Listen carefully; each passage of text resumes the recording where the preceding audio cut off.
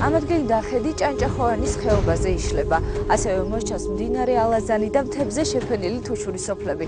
დამეთანხმებით ალბათ როცა დილას ესეთი სანახაობით დაიწყებ მთელი დღის განმავლობაში კარგ განწყობაზე იქნება.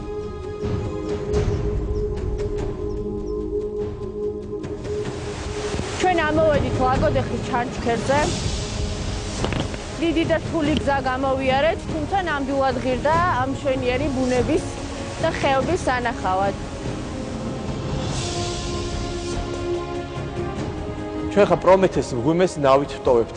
300 მეტრის სიგრძის შიდა მდინარე თავის ბუნებრივ გზას პოულობს და გარეთ უკვე მდინარე ყუმს უერთდება.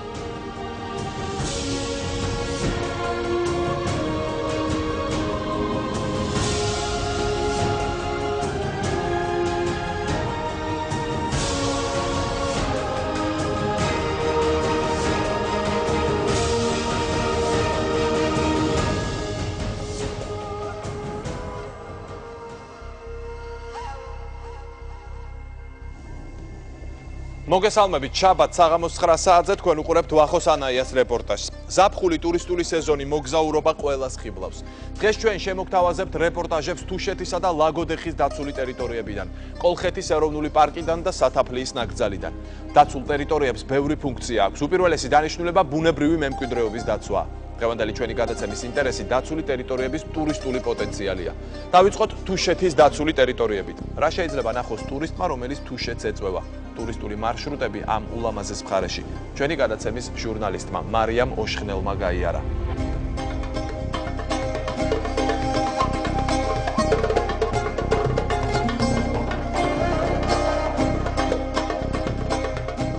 ვახოს ანაიას რეპორტაჟის გადამღები ჯგუფი თუშეთში მოგზაურობას იწყებს. ჩვენ ახლა ვიმყოფებით ახმეტის რაიონის სოფელ ალვაში, საიდანაც ჩვეულებრივ ტურისტებისთვის მოგზაურობა იწყება, რადგან სწორედ აქ ხირავდება ის მანქანები, რომლითაც თუშეთში ასვლა ხერხდება. გადასასვლელები რთული არის და ამიტომ ცალხიდიანი მანქანა ვერ გადავა. თუ ცუდი ამინდია ეს ორხიდიან მანქანასაც უჭირს. ეს გზაზე შემიძლია ავიყვანო 8 კაცი. მანქანის დაქირავება 250 ლარიდან 300 ლარამდეა.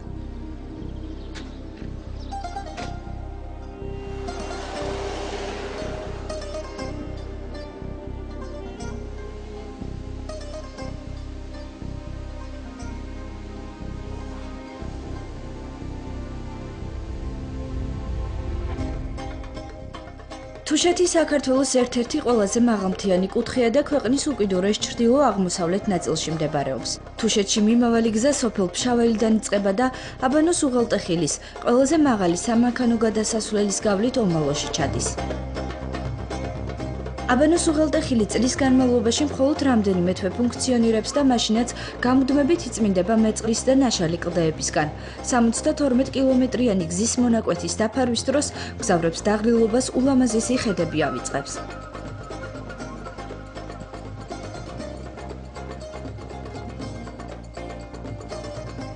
დაახლოებით 4 საათიანი მგზავრობის შემდეგ ჩვენ ამოვედით სოფელ ომალოში, სადაც არის თუშეთის დაცული ტერიტორიების ადმინისტრაცია, ასევე აქ არის ვიზიტორთა საინფორმაციო ცენტრი. აქ ჩამოსული ტურისტები გეგმავენ როგორ გაატარონ თავის დასვენების დღეები. გამარჯობა.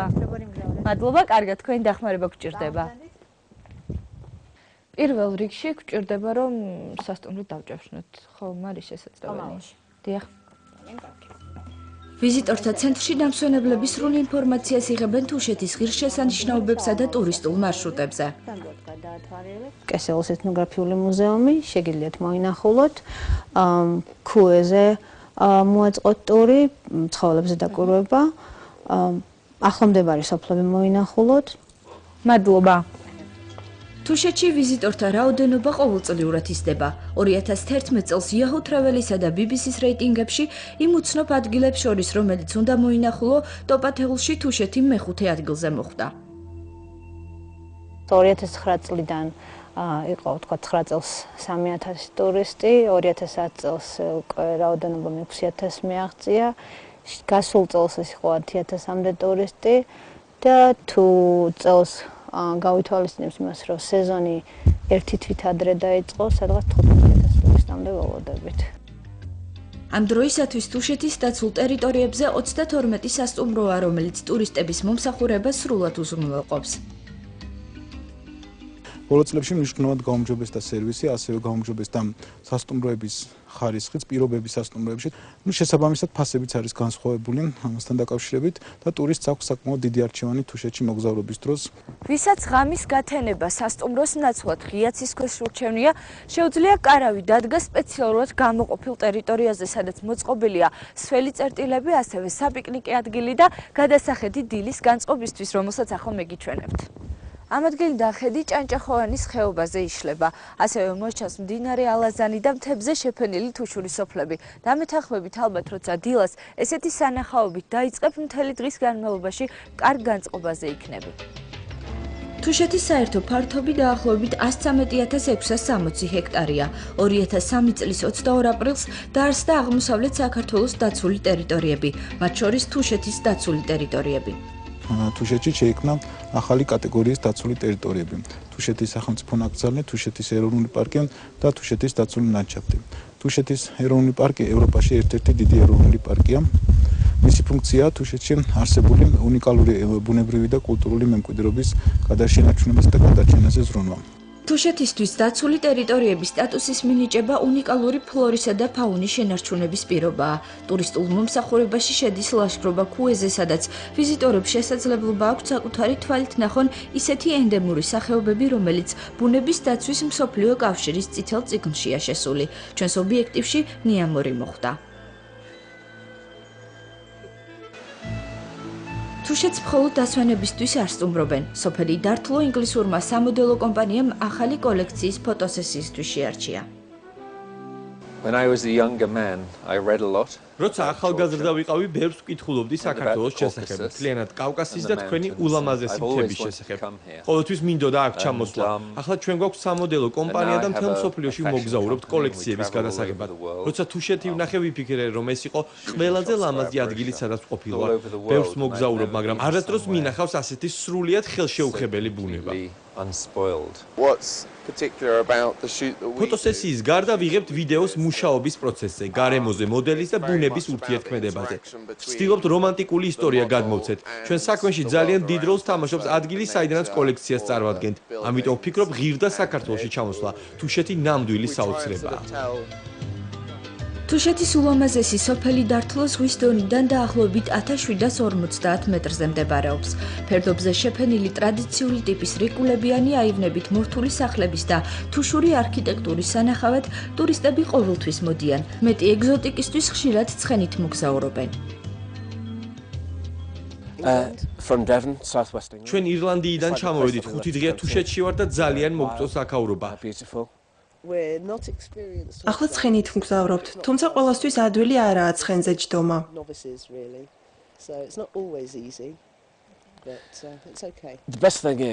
კარგი ამაში ის არის, რომ ისეთ ადგილას, როგორც თუშეთია, გიწევს დიდ მანძილზე სიარული. ამიტომ თუ გინდა რომ დართლოში მოხვდე აუმალოდან, შეგიძლიათ ცხენი დაიქირაო. ეს არც დამღრელია და თან საინტერესო იქნება. ეს დართლოს ნაფიც მსაჯულთა სასამართლოა.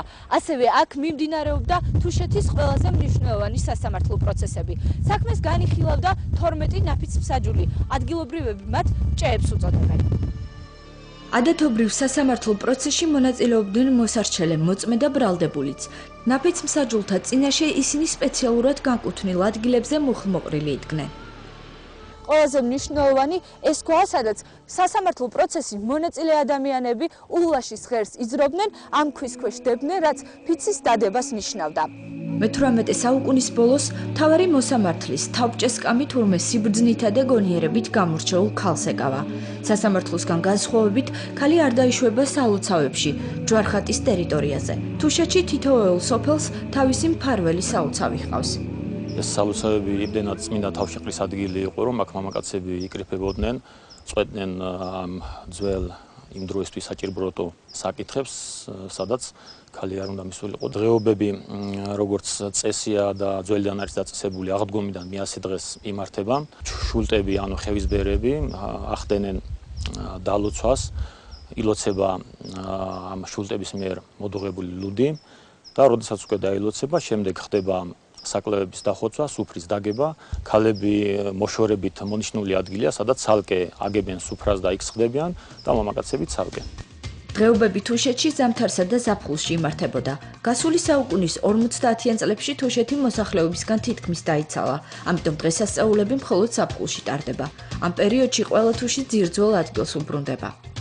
პირველი დღე რო იწყებოდა ახალწლის დღე, მაშინ ავიდოდით მაღლა სოფელში, ავიდოდით იქ ვეძახოდით თასნი მოდიანო.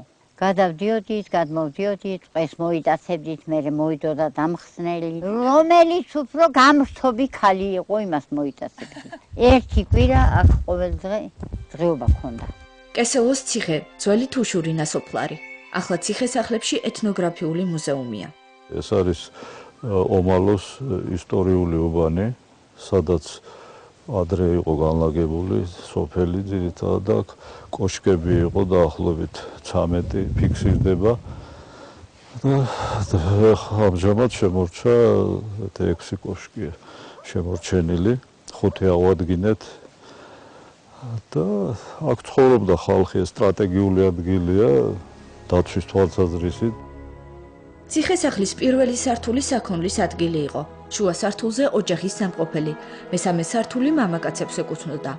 ერთფეროვან ქვებში არის განსაკუთრებული ქვები, თეთრი ქვები, ხო? რას ნიშნავს? დიახ, ეს ძველი რწმენა წარმოდგენებიდან შემოგჩა და დღესაც კი როცა სახლებს ვაშენებთ, ვცდილობთ რომ ასეთი კაჟის ქვები კედლებში დავატანოთ ხოლმე, როგორც იტყვიან. მიაჩნდათ რომ ის იყო სწორედ ამ ციური ასეთი მაგიური ძალის მატარებელი, ბარაქის მატარებელი, სიკეთის მშვიდობის და ასე შემდეგ.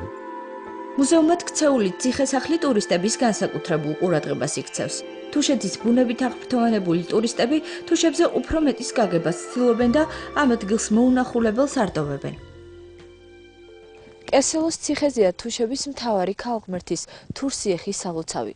აქ ხშირად მოდიან დღესაც ქალბატონები, რომლებიც თურსიეხს გამრავლებას თხოვენ. ასევე აქვს სხვადასხვა სურვილები, როგორც ამბობენ თურსიეხი მათ თხოვნებს აუცილებლად უსრულებს. ახლა მეც ერთ-ერთ სურვილს ჩავიფიქრებ. მოსაღამოვდა. ბოლოს წინ გველოდება თუშური კერძებით მომზადება და დაგემოვნება. ნომერი პირველი საჭმელი აქ ხინკალია. მომზადების პროცესი კი განწყობაზე დადებითად მოქმედებს. აი რით განსხვავდება თუშური ხინკალი სხვა ხინკალისგან? აი იმიტომ რომ თუნდაც იმიტომ რომ თუშურ ქონდას უკეთებს და განსაკუთრებული გემო აქვს ამას. გვაქვს კიდევ კოტორი, თუშური კოტორი, რომელიც მზადდება ასევე ხაჭოსგან. ხო და კიდევ გვაქვს ყვა ძალიან რა არის? ყვარის ქუმელს ეძახიან და თუშები ვეძახით ყვას. შემადგენლობა რა არის? მოშუშული ქერისგან. ვიცით ასევე ხავიცი განსაკუთრებული საჭმელია, ესეც ხაჭო და ერბუა მოშუშული. ხინკლის მომზადებაში ჩვენთან ერთად ამერიკიდან ჩამოსული ტურისტებიც მონაწილეობენ.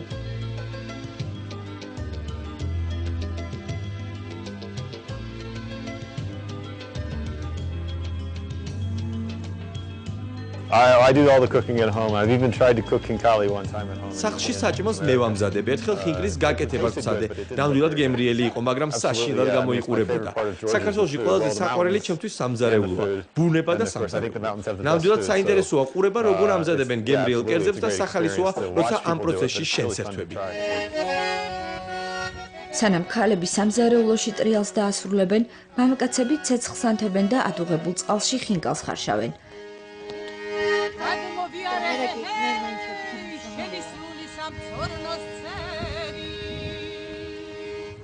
საღამო კოცონთან თუშური სიმღერის მოსმენით და ხინკლის დაგემოვნებით გრძელდება.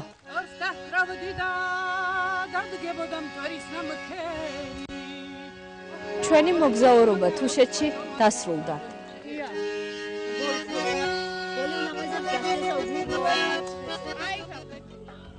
თბილისიდან 170 კილომეტრის დაშორებით მდებარეობს ლაგოდეხის დაცული ტერიტორიები. ლაგოდეხში ულამაზესი ბუნებაა.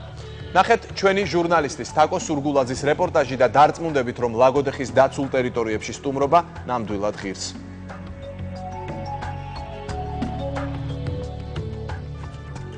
ლაგოდეხის დაცული ტერიტორია პირველი ოფიციალური დაცული ტერიტორიაა საქართველოში. 1912 წლიდან ლაგოდეხის ხეობა ნაკრძალად გამოცხადდა. აიკრძალა ხის ჭრა, ნადირობა და საქონლის ზოვება.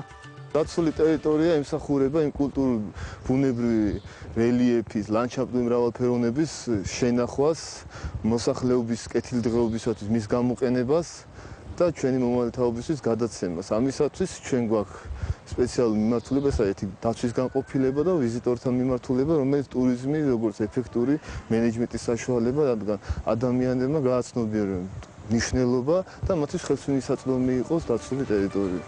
ლაგოდეხის ნაკრძალის ბაზაზე შეიქმნა ორი დაცული ტერიტორია. ლაგოდეხის სახელმწიფო ნაკრძალი, რომელიც 22,000 ჰექტარს მოიცავს და ლაგოდეხის აღკვეთილი ტერიტორია, რომლის ფართობიც 2,000 ჰექტარია. დაცული ტერიტორიების სიმაღლე ზღვის დონიდან 400-დან 3,500 მეტრამდე მერყეობს. ჩვენ ახლა ლაგოდეხის დაცულ ტერიტორიებზე ვიმყოფებით. ჩვენს რეპორტაჟში გიჩვენებთ ყველა იმ ადგილს, რომელიც ტურისტებისთვის არის შეთავაზებული. ტურისტულ მარშრუტებზე კი ლაგოდეხის დაცული ტერიტორიების თანამშრომელი უფრო დეტალურად მოგვიყვება.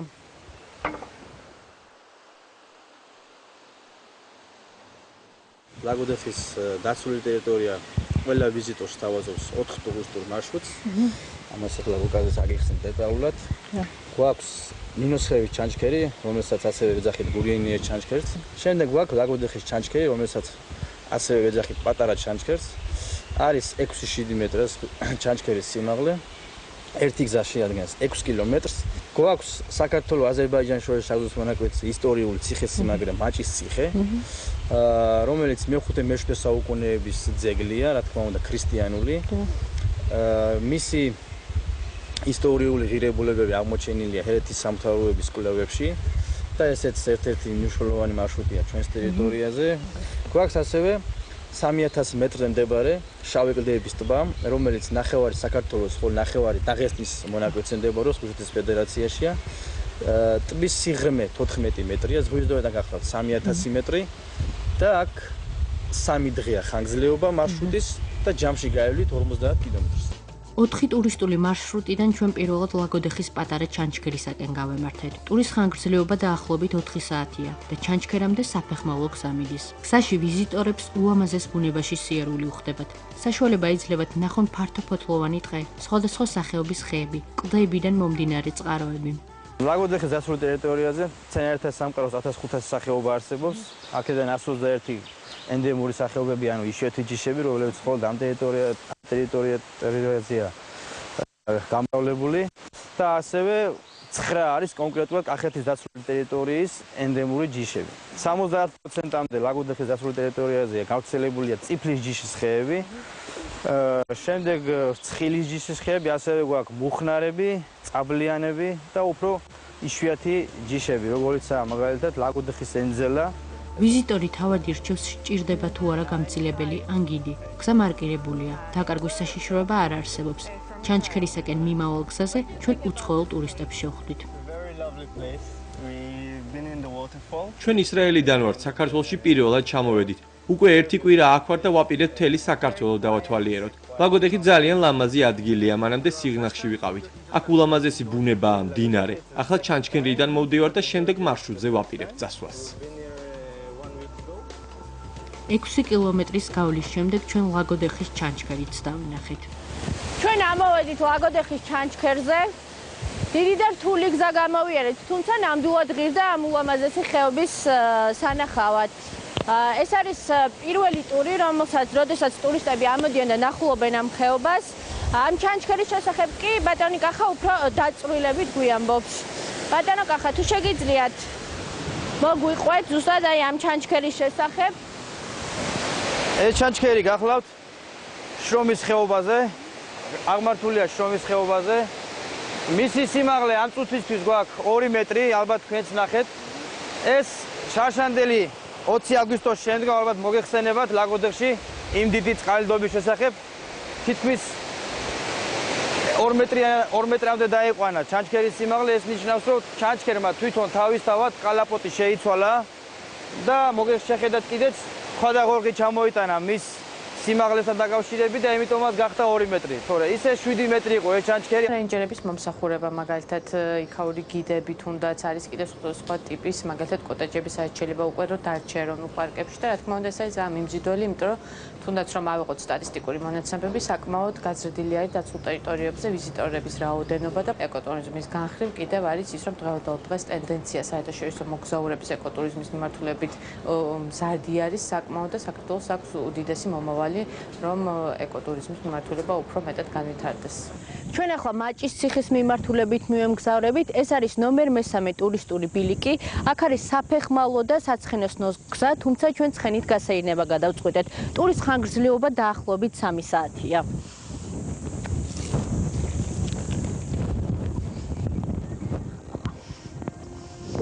დიდარი და მრავალფეროვანი ფლორა, ასევე მდიდარი და თვალწარმტაცი ფაუნა. ამ ყველაფერს ლაგოდეხის ნაკრძალში შეხვდებით. უცხოელი ვიზიტორების გარკვეული ნაწილი უფრო ჩახედულია, უფრო სპეციალიზირებულია იმ თვალსაზრისით თუ რა აინტერესებს მას. შეიძლება ეს იყოს კონკრეტულად ფრინველთა სახეობები, შეიძლება იყოს გარკვეული ტიპის ეკოსისტემები, ან მცენარეულობის გარკვეული თანასაზოგადოებები, ან ცხოველთა თანასაზოგადოებები. მაშინ როცა ქართველი ვიზიტორებისთვის ძირითად პირველ ადგილზე მოდის ბუნების სილამაზე ზოგადად, როგორც ასეთი. ლაგოდეხის დაცულ ტერიტორიაზე გავრცელებულია კავკასიური ჯიხვი, კეთილშობილური ირემი, დათვი, გელი, ტყისკატა, ფსიტი, ეგრეთ წოდებული არჩვი. ფრინველთაგან აღსანიშნავია კავკასიური როჭო და კავკასიური შურთხი. ასევე მთის ფერდობზე მოლილე მთის არწივი. ციხემდე ცხენით საათნახევრიანი სეირნობის შემდეგ მაჭის ციხესაც მივუახლოვდით. ჩვენ ახლა მაჭის ციხესიმაგრეზე ამოვედით, რომელიც ზუსტად საქართველოს და აზერბაიჯანის საზღვარზე დგას, თუმცა საქართველოს ტერიტორიას ეკუთვნის. ჩვენგან მარჯვნივ კი უკვე აზერბაიჯანის ტერიტორია. ციხის ისტორიაზე კი უფრო დეტალურად ბატონი კახა გვესაუბრება. ბატონო კახა, რომელი წლებით თარიღდება ზუსტად ეს ციხე და ვის ეკუთვნოდა იგი? მაჭის ციხის ისტორიული წყაროებში მოიხსენიება მე-5-მე-7 საუკუნიდან. იგი წარმოადგენდა მაჭის საერისთავო ცენტრს და ასევე საქართველოს მეფეების საზაფხულო რეზიდენციას. თვითონ ვახუშტი ბატონიშვილიც კი განმარტავს მაჭის ციხის მნიშვნელობაზე და მის ისტორიულ მდებარეობაზე. აქ თქვენ გეძლევათ საშუალება მოინახულოთ ძველი ციხე-ქალაქი, გარშემორტყმული გალავნით, პატარა ეკლესიით, მიწისქვეშა გასასვლელებით. ლაგოდეხის დაცულ ტერიტორიაზე არის მესამე მარკირებული ბილიკი, სადაც გადაადგილება მხოლოდ გიდის თანხლებით შეიძლება. რადგან ამ ტერიტორიაზე უშუალოდ საზღვრის მონაკვეთში ხორციელდება საქართველოს შეიარაღებული ძალების მიერ კონტროლირებული ტერიტორია. ორი ტურისტული ბილიკის გავლის შემდეგ გურგენიანის ჩანჩქერის სანახავად გავემართეთ. ვიზიტორები ლაგოდეხის დაცული ტერიტორიების ადმინისტრაციიდან სოფელ გურგენიანში, ნინოსხევის ხეობის დასაწყისამდე ავტომანქანით მიემართებიან. შემდეგ გზა ფეხით განვაგრძეთ და ჩანჩქერამდე ხელს გავყევით. გზად ისევ ულამაზეს ბუნებაში მოგვიხდა სიარული. გზად შესაძლოა ვიზიტორებს ირემი, შველი, გარეული ღორი და სხვადასხვა მტაცებელი ფრინველი შეხვდეს. 8 კილომეტრის გავლის შემდეგ ჩვენ გურგენიანის ჩანჩქერსაც მივადექით. ჩანჩქერს ყოველდღიურად უამრავი ტურისტი სტუმრობს, რომლებიც ხანდახან აქ დარჩენასა და კარვების გაშლას ამჯობინებენ. შაბათ-კვირას სტუმრობს 150-დან 200 ადამიანამდე. მათ შორის როგორც ადგილობრივი, ისე უცხოელი ტურისტები. ისე დღეებში იმდენად არა, მაგრამ მაინც. ასე რომ სულ ეს სატურისტე სამოძრაო გზა ხშირად სულ მოძრაობაშია. ასევე ჩანჩქერის მაღლა არის, სადაც შეიძლება კარვები გაშალონ ტურისტებმა. ხშირად რჩებიან ისინი ღამე გამთევ, იმდენად ტკბებიან ბუნების სილამაზით და ვერ ტოვებენ ასე უცებ ერთი დღის მოსვლით და 1-2 ღამის ყოფილა შემთხვევა, რომ 2 ღამე გაუთენებიათ. ჩვენ ახლა გურგენიანის ჩანჩქერზე ვიმყოფებით, რომელიც 40 მეტრი სიმაღლისაა. აქ ყოველდღიურად უამრავი მნახველი მოდის. გამოდიან ცოტა გრძელ და რთულ გზას 2 საათის განმავლობაში ფეხით. თუმცა დამეთანხმებით ალბათ, რომ ნამდვილად ღირს ამხელა გზის გამოვა ამ ულამაზესი ადგილის სანახავად.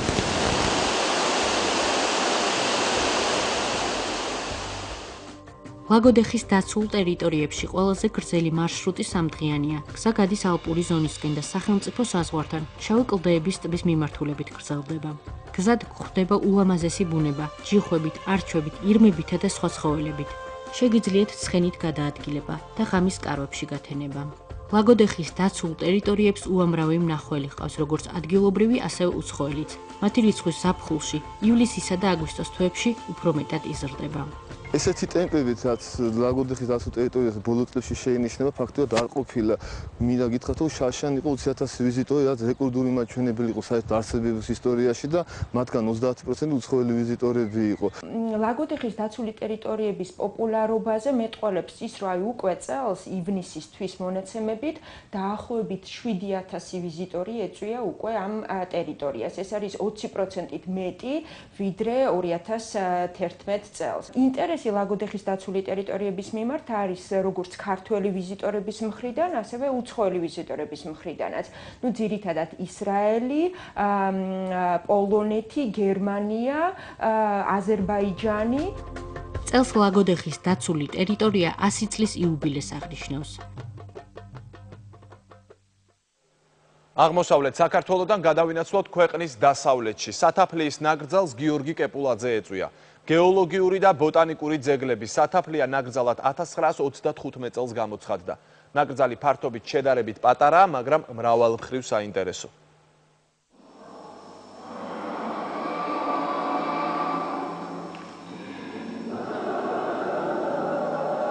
სათაფლიის იურული პერიოდის პარკში დღეს დინოზავრების მხოლოდ მაკეტები დგას. 120 მილიონი წლის წინ ისინი აქ ნამდვილად დააბიჯებდნენ. ეს მეცნიერულად დიდი ხანია დადასტურებულია. თვალსაჩინოებისთვის სათაფლიის ნაკრძალში დამთვალიერებელს გადაშენებული ქვეწარმავლების 250 ნაფეხურის ხილვა შეუძლია.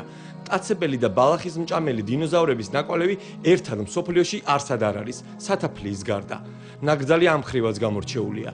დინოზავრის ნაკვალევი სათაფლიაში 1923 წელს მეცნიერმა პეტრე ჭაბუკიანმა აღმოაჩინა. მას შემდეგ გიგანტური ქვეწარმავლების კვალი ღია ცის ქვეშ იყო, რაც მის შენარჩუნებას ხელს ნამდვილად არ უწყობდა. ბოლო წლებში აშენდა ეს შენობა, რომელიც ნაკვალევის კონსერვაციას უზრუნველყოფს. დამთვალიერებლებისთვის აქ მცირე სპეციფიკებიც არის შექმნილი. ბალახის მჭამელები და მტაცებლები არის დაფიქსირებული 7 ჯიში და დამტკიცებულია, რომ გაიარა 25 ინდივიდმა. ნაკვალევის შენარჩუნება მოხერხდა, მაგრამ როგორც ხედავთ, ნაკვალევი უკვე ისე მკვეთრად არ ჩანს და სწორედ ამიტომ გაკეთდა ეს საკონსერვაციო ნაგებობა, რომ ნაკვალევი იყოს უკვე შენარჩუნებული ისე, როგორც მოვიდა აქამდე. იმიტომ, რომ ნაკვალევი იყო ღია ცის ქვეშ, სწორედ მაგიტო არის დაზიანებული შედარებით, ანუ არის ამოვსებული და ის სიღრმე აღარ აქვს, რაც იყო. სტუმარს სათაფლიის ეროვნულ პარკში უნიკალური კოლხური ტყის ნახვაც შეუძლია, სადაც სხვადასხვა ჯიშის ხეები გვხვდება. ტურისტული ბილიკი სწორედ ამ ტყის გავლით მიდის კარსტული მღვიმისკენ. თავად სათაფლიის მღვიმეში ორი დარბაზია, პირველი გამჭვირვალე, მეორე კი ეგრეთ წოდებული გულის დარბაზი. ტურისტული ბილიკის სიგრძე 309 მეტრია, წინა ნაწილში გვხვდება ეროზიული საფეხურები. შესასვლელიდან დაახლოებით 100 მეტრში არის ულამაზესი გუმბათოვანი დარბაზი, ხოლო 150 მეტრში ეგრეთ წოდებული ნაღვენთების სასაფლაო. მღვიმეს აქვს გარშტოებებით, სათაფლის მღვიმის ჯამური სიგრძეა დაახლოებით 900 მეტრი. სიმაღლე კი ძირითადად 10 მეტრს აღემატება. მღვიმეში სტალაქტიტების და სტალაგმიტების ტყეა. ისინი ზოგან ერთდება და ქმნის დიდი ზომის სვეტებს, რომლებიც სტალაქტიტებით შემკობილ ჭერსა და კედლებთან ზღაპრულ ნაგებობათა შთაბეჭდილებას ტოვებს. სათაფლიის მღვიმეს პეტრე ჭაბუკიანმა აღმოაჩინა 1925 წელს. ჭაბუკიანი ამ ადგილებში პირველ ყოფილი ადამიანის სადგომს ეძებდა. გამოირჩევა ულამაზესი ნაღვენთი ფორმებით და ასევე სამკურნალო თვისებებით. მღვიმეში არის წლის მანძილზე 14 გრადუსი ტემპერატურა და ბილიკი, რომელსაც გაივლიან დამთვალიერებლები, არის 309 მეტრი. მღვიმეში მთელი წლის განმავლობაში ერთი ტემპერატურაა +14 გრადუსი ცელსიუსით. ტურისტული და სამეცნიერო თვალსაზრისის გარდა სათაფლიის მღვიმე სამკურნალოდაც გამოიყენება. აქ მაღალი ტენიანობაა 98%. შესაბამისად იდეალური პირობებია ასთმით დაავადებულების სამკურნალოდ. ამ მეთოდს სპელეოთერაპია ეწოდება. ვიზიტორი მიდის და შეუძლია ნახოს 3 სრულიად განსხვავებული მნიშვნელოვანი რამ. ეს არის ერთი მხრივ დინოზავრის ნაკვალევი, რომელიც თავისთავად ყოველთვის აღძრავს გარკვეულ აღტაცებას ნახველში. ეს არის მღვიმე, რომელიც თავისი სიდიდით არ გამოირჩევა, რა თქმა უნდა, თუნდაც საქართველოში არსებობს სხვა მღვიმეებთან შედარებით, მაგრამ ეს არის მღვიმე, რომელიც ყველასათვის ხელმისაწვდომია და არის აგრეთვე მცირე მონაკვეთი კოლხური ტიპის ტყისა, რომელიც თავისთავად ასევე ძალიან მნიშვნელოვანია. ინტერესი ეკოტურიზმის, კერძოდ ეროვნული პარკების მიმართ წლიდან წლამდე იზრდება. ნუ ამის პირველი მიზეზი, რა თქმა უნდა, არის ის ბუნებრივი სიმდიდრე, რომელიც ჩვენ ეროვნულ პარკებში გაგვაჩნია. გარდა ამისა, ამას ემატება ის, რომ მუდმივად ხდება ტურისტული ინფრასტრუქტურის და ტურისტული სერვისების განვითარება. სათაფლიაში ცოტა ხნის წინ გაიხსნა შუშის გადასახედი, საიდანაც ულამაზესი ხედი იშლება.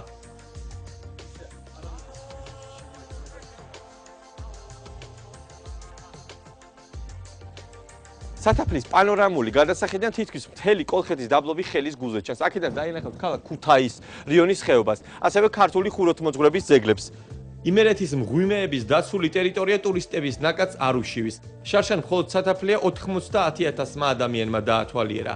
აქ ტურისტებისთვის ყველანაირი ინფრასტრუქტურაა შექმნილი: კაფე, ბარები, სტრაფიკების ობიექტი და 16 ნომრიანი სასტუმრო. ამჟამად ადმინისტრაციას გამართული ინფრასტრუქტურა გააჩნია სათაფლიას, აღკვეთილისა და პრომეთეს მღვიმის ბუნების ძეგლზე. ვიზიტორს სათაფლიაზე ვიზიტისას შეუძლია დაათვალიეროს დინოზავრის ნაკვალევის საკონსერვაციო ნაგებობა, კარსტული მღვიმე, საგამოფენო დარბაზი, შუშის პანორამული გადასახედი. ამავდროულად მიმდინარე წლიდან სიახლე არის და ვიზიტორებს ასევე საშუალება აქვს ტერიტორიაზე ისარგებლონ კაფეების, სასტუმროს, საკონფერენციო დარბაზისა და მცირე კინოდარბაზის მომსახურებით. ტერიტორიაზე ასევე ფუნქციონირებს სუვენირების მაღაზია. რაც შეეხება პრომეთეს მღვიმეს, აქ ვიზიტორებს შესაძლებლობა აქვს მღვიმე დაათვალიერონ როგორც საფეხმავლო ბილიკით, ასევე სანაოსნო მონაკვეთით. ულამაზესი სანახაობით ყველა დამთვალიერებელი აღტაცებული რჩება. ნაკვალევი ვნახეთ, დინოზავრის, ძალიან მომეწონა. იქ სტალაქტიდები ვნახეთ, ძალიან ლამაზი იყო, ულამაზესი. ძალიან მომეწონა ყველაფერი. დინოზავრის ნაკვალევი, იქ ის მღვიმე. და ურჩევ ყველა ჩემხელას და ყველა ადამიანს აუცილებლად ჩამოვიდნენ და ნახონ ეს უნიკალური ადგილები. ჩვენი მოგზაურობა იმერეთში წყალტუბოდან 5 კილომეტრის დაშორებით პრომეთეს მღვიმეში გრძელდება. ეს ადგილი გაცილებით დიდია ვიდრე ნავენახევის და სათაფლიას მღვიმეები. ტურისტული მარშრუტის სიგრძე თითქმის 1500 მეტრია საფეხმავლო ბილიკით. მღვიმის საერთო სიგრძე განშტოებები დაახლოებით 20 კილომეტრია. აქ 15-ზე მეტი დარბაზია, საიდანაც 6 დამთვალიერებლების მისაღებად მზად არის. პრომეთეს მღვიმე ერთ-ერთი უმდიდრესია განზომილებით, გამკრუების მრავალსახეობით, მიწისქვეშა მდინარეების მნიშვნელობით და პეიზაჟის მრავალფეროვნებით. იგი საერთაშორისო მნიშვნელობისაა და მსოფლიოში ერთ-ერთი გამორჩეულია. მღვიმეში მიწისქვეშა კარსტული აბსოლუტურად ყველა სახის ფორმა გვხვდება. ესენია სტალაქტიტი, სტალაგმიტი, ჰელიქტიტი, ფარდები, ტრავერტილები, გაქვავებული ჩანჩქერები, მღვიმური მარგალიტები, პიზოლითები, მიწისქვეშა მდინარე, მიწისქვეშა ტბები და ასე შემდეგ. ტემპერატურა აქაც +14 გრადუსია ცელსიუსით მთელი წლის განმავლობაში. ტენიანობა 98%. შესაბამისად, პრომეთეს მღვიმე სამკურნალო თვალსაზრისითაც გამოიყენება. გვეხმიანებიან ქუთაისიდან, წყალტუბოდან ამ კურნალობას ეწოდება სპელეოთერაპია და დღესდღეობით მოდიან აქ ოჯახები, რომლებიც ერთ-ერთ დარბაზში ჩერდებიან და აი ამ სპელეოთერაპიის კურსებს გადიან. აქ დარბაზების მასშტაბებიც გრანდიოზული არის. წარმოქმნა ამ ფორმების სტალაქტიტების, სტალაგმიტების, შენაერთი სტალაგნატების, ზოგიერთ დარბაზებში წარმოდგენილია ჰელექტიტები, რომელიც უნიკალური მახასიათებელია ასეთი კარსტული წარმონაქმნების და აღნიშნავენ დღევანდელი დამთვალიერებლებიც, რომ არანაკლებს ანახავია, რა თქმა უნდა, მისი მასშტაბებით სათაფლიაზე უნიკალური არის, ახალი ათონზე უნიკალური არის. პრომეთეს მღვიმე 1993 წლის 15 ივლისს ჯუმბერ ჯიშკარიანმა, ამირან ჯამრიშვილმა, ვახტანგ კაპანაძემ და თამაზ ქობულაშვილმა აღმოაჩინეს. ადგილს თავდაპირველად წყალტუბო უწოდეს. მღვიმე დამთვალიერებლებისთვის 2011 წლიდან გაიხსნა და 2012 წელს ჩატარებული სამუშაოების შემდეგ კი საფეხმავლო ბილიკის გარდა მღვიმეს შიდა სანაოსნო გზაც დაემატა. პრომეთეს მღვიმიდან ჩვენ ახლა ნავით გავდივართ გარეთ. 300 მეტრის სიგრძის შიდა მდინარე მღვიმეს ტოვებს და გარეთ უკვე მდინარე ყუმს უერთდება. ჩვენი მოგზაურობა იმერეთის მღვიმეებში აქ სრულდება. ჩვენი მომდევნო რეპორტაჟი კოლხეთის ეროვნული პარკიდან მოვამზადეთ. ეროვნული პარკი გურიისა და სამეგრელოს ტერიტორიაზეა განლაგებული. ბოტანიკური თვალსაზრისით კოლხეთის პარკი ერთ-ერთი გამორჩეულია. ეროვნული პარკის ტერიტორიაზეა უმშვენიერესი პალიასტომის ტბაც. ტურისტული მარშრუტების შესახებ ჩვენი ჟურნალისტი ნათია ბანძელაძე მოგიყვებათ. ჩვენ კოლხეთის ეროვნულ პარკში ვიმყოფებით. ტურისტულ ტურს პალიასტომი ფიჩორის მარშრუტით ვიწყებთ. კოლხეთის ეროვნული პარკის მთავარი სანახაობა პალიასტომის ტბაა, რომელიც რამდენიმე 1000 წლის წინ შავი ზღვის ყურე იყო. საუკუნეების განმავლობაში ზღვის ტალღების მიერ სანაპიროს გასწვრივ გადაადგილებულმა ქვიშამ ყურე ზღვის მარილიან წყალს მოწყვიტა, ხოლო მდინარე ფიჩორიდან პალიასტომში ჩადინებულმა სუფთა წყალმა ტბა დაამტკნარა და თევზის მრავალი სახეობისთვის იდეალური საარსებო გარემო შექმნა. მაგრამ მოგვიანებით ადამიანის ჩარევის შედეგად სიტუაცია შეიცვალა. პალიასტომის ტბა ამართლებს მის სახელს. პალეოს ეს არის ძველი, უძველესი სტომა შესართავი, ეს არის ზღვის ყოფილი უბე, რომელშიც წყალი დაახლოებით 30-იან წლებში გამლაშდა, გაითხარა ხელოვნური არხი ზღვასთან დამაკავშირებელი ქალაქის დატბორვის თავიდან აცილების მიზნით. პალიასტომის ტბაში ეს ჯვარი იმის მანიშნებელია, რომ წყალქვეშ ძველი ეკლესიაა, რომელიც ფოთელებმა სრულიად შემთხვევით აღმოაჩინეს, როდესაც ხელვის გამო ტბაში ღუზა ჩააგდეს. ეს მდინარე ფიჩორია. ის ყველაზე დიდია იმ სამ მდინარეს შორის, რომელიც პალიასტომში ჩაედინება. როცა მოხდა მესამეულის გამყინვარება, კოლხეთის დაბლობი გახდა ერთგვარი რეფუგიუმი, ანუ თავშესაფარი ისეთი მცენარეებისთვის, რომელიც მაშინ ევროპაში ფართოდ იყო გავრცელებული. დღეს ახლა ჩვენ როცა მივდივართ აგერ ფიჩორის ხეობაში, თქვენ შეგიძლია ნახოთ იმ მესამეულის რელიქტები. ეს არის კოლხური ანუ ჰართვისის მუხა, ლაფანი, იფანი, ქვეტყეში კოლხური ბზა, კოლხური სურო, რომელიც მაშინ ფართოდ იყო გავრცელებული და დღეს ჩვენთან როგორც გითხარით რელიქტების სახით არის შემორჩენილი. მეორე განსაკუთრებული თავისებურება ეს არის ჩვენი ტორფიანი ჭაობები. ამ ტორფნარებში გვხვდება ის სახეობები, რომელიც დამახასიათებელია ბორეალური, ანუ ჩრდილოეთის განედებისთვის, ანუ ტუნდრისა და ტაიგისათვის. ეს არის განსაკუთრებული მოვლენა თითქმის მთელს მსოფლიოში აი ამ განედზე ასეთი ანომალიური მოვლენა არ გვაქვს. მდინარე ფიჩორსა და პალიასტომის ტბაზე 1 ივლისამდე თევზჭერა აკრძალულია, მაგრამ ნებადართულია სამოყვარულო თევზაობა. პალიასტომ ფიჩორის აუზში 44 სახეობის თევზი ბინადრობს, მათ შორის ყველაზე ხშირად კეფალსა და კარჩხანას შეხვდებით. თევზის 44 სახეობა შორის 15 სარეწაოა, 15-ვე მლაშე წყლის ბინადარია. დანარჩენი სახეობები პალიასტომის ტბის დამლაშების შემდეგ მნიშვნელოვნად შემცირდა. მდინარე ფიჩორიდან ვიწრო არხებში შევდივართ. არხებში გადაადგილებისათვის კატერს ვიყენებთ. ტურისტების განსაკუთრებულ ყურადღებას ხშირად ბიომრავალფეროვნებით გამორჩეული არხები იქცევს. უცხოელები უფრო მეტად ინტერესებს ჩამოდიან გეცნამ წერებს და იმას ნახულობენ, ამათ სურათებს უღებენ. დაინტერესენ ერთი ისეთი შემთხვევაც იყო, რომ ერთი 9 საათი უღებდნენ ერთ წერს.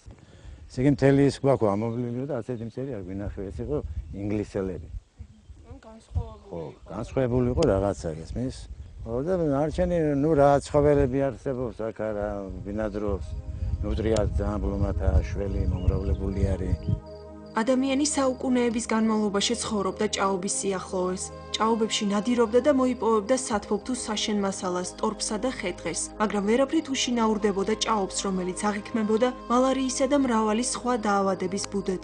გასაბჭოების პირველივე წლებში დაიწყო ჭაობების დაშრობის დიდი პროგრამა, მაგრამ გამოჩნდნენ ადამიანები, რომლებსაც კარგად ესმოდათ ასეთი იშვიათი ჭარბტენიანი ეკოსისტემის მნიშვნელობა. 1947 წელს დაარსდა კოლხეთის სახელმწიფო ნაკრძალი და ამ ფაქტმა მდინარე რიონსა და ფიჩორს შორის არსებული 500 ჰექტარი ჭაობისა და დაჭაობებული ტყის მნიშვნელობას გაუსვა ხაზი. ამ არხში კიდევ უფრო მკვეთრად ჩანს, რომ კოლხეთის დაბლობი ტროპიკული და სუბტროპიკული ლანდშაფტების ნაშთია. ეს არის ჭაობში არსებული არხები, აქ არის ძალიან პატარა დაკლაკნილი არხები სხვა ტერიტორიებზეც. და ყველაზე საინტერესო არის ის, ამ არხებში შენარჩუნებულია აი ველური ბუნება, ხელუხლებელი სახით. და როცა უცხოელი ტურისტები ჩამოდიან, ყველაზე მეტად ეს ადგილები აინტერესებთ. თქვენ რასაც ახლა ხედავთ, ეს არის ლემნა ერთგვარია, მწვანე აი რაც არის და ხანდახან ეს ზედაპირი არ ჩანს. იმდენი ლემნა გამწვანებულია საოცარი სანახაობა. ეს როცა მდინარე რიონი, როცა მდინარე ფიჩორი ადიდება, ესენი კალაპოტიდან გადადიან, ტბორავენ ამ ტერიტორიაზე, ეს არის ერთგვარი საზრდოც აი ამ ტერიტორიებისა. იმიტომ არის უნიკალური ეს ტერიტორია, რომ აი ტენიანი მურყნარი ტყეები თითქოს აი წყალშია ესენი ამოსდილი. როგორი ნალექიც არ უნდა მოვიდეს, რა რაოდენობისაც არ უნდა იყოს, აი მიკროკლიმატი და წყლის დონე ამ ტერიტორიებზე შენარჩუნებულია ერთგვარი ღრუბელივით ისრუტავს აი ამ ზედმეტ ტენს ეს სპაგნუმის ხავსი გაჯირჯვდება, გაჯირჯვების საოცარი უნარი აქვს და აი მტკნარი წყლის ერთგვარი აი სამარაგო ბაზაც არის. ფიჩორიდან პალიასტომისკენ ბრუნდებით. იმის გამო რომ ტბა აღელვებული დახვდა, ნავიდან კვლავ უფრო დიდ წყალმცურავ საშუალებაზე უნდა გადავიდეთ, რომელსაც პანტომი ჰქვია. მარშრუტის ბოლოს გაგვიმართლა და ადგილობრივი ფაუნის რამდენიმე სახეობას წავაწყდით. კოლხეთის ეროვნული პარკი აგრეთვე იმით გამოირჩევა, რომ აქ გადის ფრინველების ყოველწლიური მიგრაციის ევრაზია-აფრიკის მარშრუტი. გაზაფხულსა და შემოდგომაზე კოლხეთის დაცული ტერიტორია გადამფრენი ფრინველებით ივსება. ამ მიზეზით 1996 წელს კოლხეთის დაბლობის საერთაშორისო მნიშვნელობის ჭარბტენიანი განსაკუთრებით წყლის ფრინველთა საბინადროდ ვარგისი ტერიტორიების შესახებ არსებულ რამსარის კონვენციას შეუერთდა. ამ ტერიტორიას თავს აფარებს დაახლოებით 200-მდე სახეობის ფრინველი. რა თქმა უნდა, ყველა წყალმცურავი ფრინველებია, რომლებიც ნაწილი იზამთრებს, ნაწილი ისვენებს, ნაწილი გზას აგრძელებს.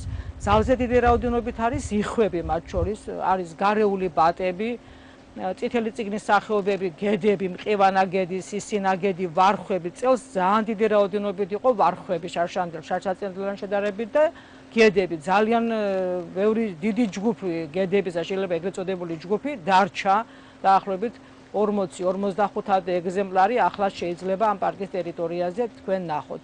ამით პალიასტომი ფიჩორის მარშრუტი დასრულდა და ჩვენ ეროვნული პარკის ვიზიტორთა ცენტრში გადავინაცვლებთ. კოლხეთის დაცული ტერიტორიის დასათვალიერებლად ჩამოსული ვიზიტორები პირველ რიგში კოლხეთის ეროვნული პარკის ვიზიტორთა ცენტრს სტუმრობენ. გარდა იმისა, რომ აქ მოსული ტურისტები ღებულობენ ინფორმაციას კოლხეთის დაცულ ტერიტორიებზე და არჩევენ არსებული მარშრუტებიდან ერთ-ერთს, ისინი ასევე ეცნობიან სამუზეუმო ექსპონატებს, რომელიც აქ არის წარმოდგენილი და ძირითადად კოლხეთში სხვადასხვა დროს ჩატარებული არქეოლოგიური გათხრების შედეგად იქნა მოპოვებული.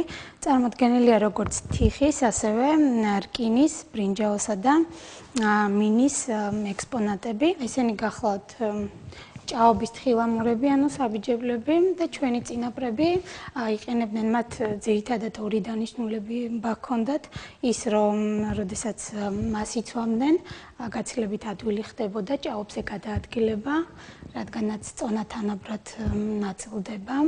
და ესე იგი ძალიან მარტივია მოძრაობა და მეორე დანიშნულება ის იყო, რომ ჭაობის ნაზი ზედაპირი არ ზიანდებოდა.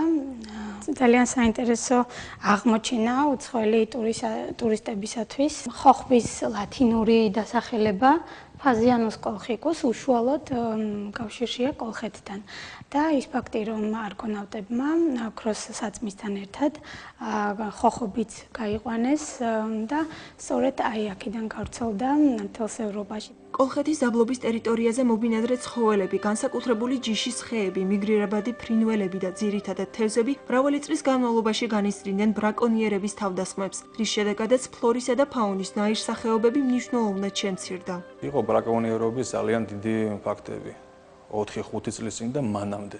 და მას შემდეგ გაცილებით გამოსორდა ეს ყველაფერი და დღეს თითოეულს თუ შეიძლება შენიშნო 20 წლის განმავლობაში ბრაკონიერობის ფაქტი. 24 საათიან რეჟიმში ვიყავით, დაცვის სამსახური მუშაობს, პატრულირებას ახდენდნენ 24 საათის განმავლობაში, როდესაც დაძაბული პერიოდი იყო და აღძრეული იყო უშუალოდ თევზჭერა.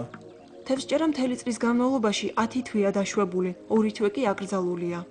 ამ 2 თვის პერიოდში თევზა ქვირითობა მრავლდება თევზი და ამ პერიოდში რომ ბრაკონიერებმა ხელი არ შეუშალონ, რომ გამრავლდეს თევზი და უფრო მეტი იყოს მთელი წლის განმავლობაში შემდგომ. კოლხეთის ეროვნულ პარკში 33 ადამიანია დასაქმებული. სწორედ ეს ადამიანები მუშაობენ იმაზე, რომ კოლხეთის დაბლობის ეკოსისტემა ხელშეუხებელი დარჩეს. 2012 წლის იანვრიდან დღემდე ეროვნულ პარკს 6000 ადამიანი ეწვია. საქართველოში კიდევ ბევრი დაცული ტერიტორია ნაკრძალი თუ აღკვეთილია. დღეს ჩვენი რეპორტაჟები მხოლოდ 4 ადგილიდან შემოგთავაზეთ. ეს და სხვა ადგილები თქვენ შეგიძლიათ დაგეგმოთ ტურები და მოიაროთ. დღევანდელი ჩვენი გადაცემა კი ამით დასრულდა. გემშვიდობებით ერთი კვირით. ვახოს ანაიას რეპორტაჟი ეთერშია ყოველ შაბათს საღამოს 9 საათზე. მადლობთ ყურადღებისთვის.